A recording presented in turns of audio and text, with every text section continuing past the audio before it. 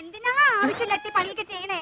കൂടുതൽ ദേഹമാണെങ്കിൽ ഒരു പണിയും ചെയ്യണ്ടെന്ന് ആ വൈദ്യുതി എത്ര തവണ പറഞ്ഞതാ. ഞാൻ ചെയ്യല്ല.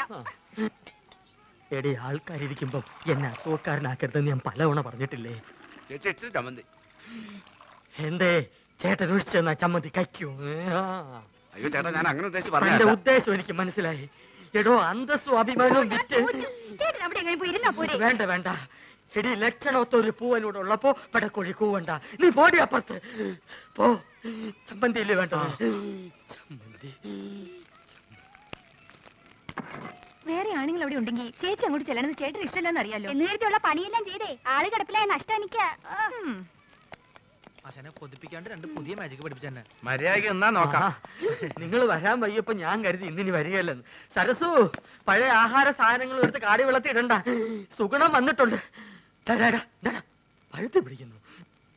പോർട്ടെ പോർട്ടെ. അംഗവൈദ്യങ്ങൾ സംഭവിച്ച പപ്പടപടകൾ, പക്കുപടകൾ, പരിപ്പുടകൾ, പഴപുരികൾ, പൊട്ടിയ പുട്ടുകൾ, വക്കുപൊട്ടിയ ദോശകൾ, അങ്ങനെ any items. I have no problem. നീ വെറുതെ മനുഷ്യനെ നാണം കെടുത്തരുത്. എന്റെ ഗുരു കേട്ടിട്ടില്ലേ, ഓൾഡ് ഈസ് ഗോൾഡ്. മാത്രല്ല വയറ് നിറയും ചെയ്യും. ഹാഫ് ചാർജ് ഉള്ളൂ.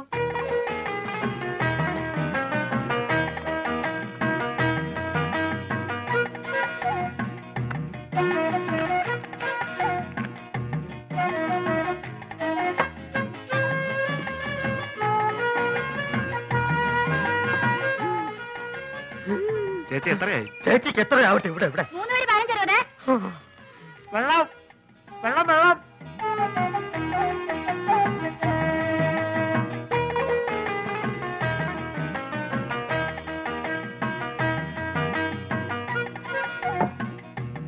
എന്റെ മാധവൻകുട്ടി, ഈ സുഗണൻകുട്ടി നിങ്ങളുടെ കൂടെ ഇല്ലായിരുന്നെങ്കിൽ ഞാനൊരു എരുമക്കുട്ടിയെ വാങ്ങിയേനെ. അല്ല, ഇവനില്ലെങ്കിൽ ഒരു പോത്തിനെ വാങ്ങുന്നു എന്ന് പറഞ്ഞാൽ മനസ്സിലാക്കാം. എന്തിനാ എരുമ?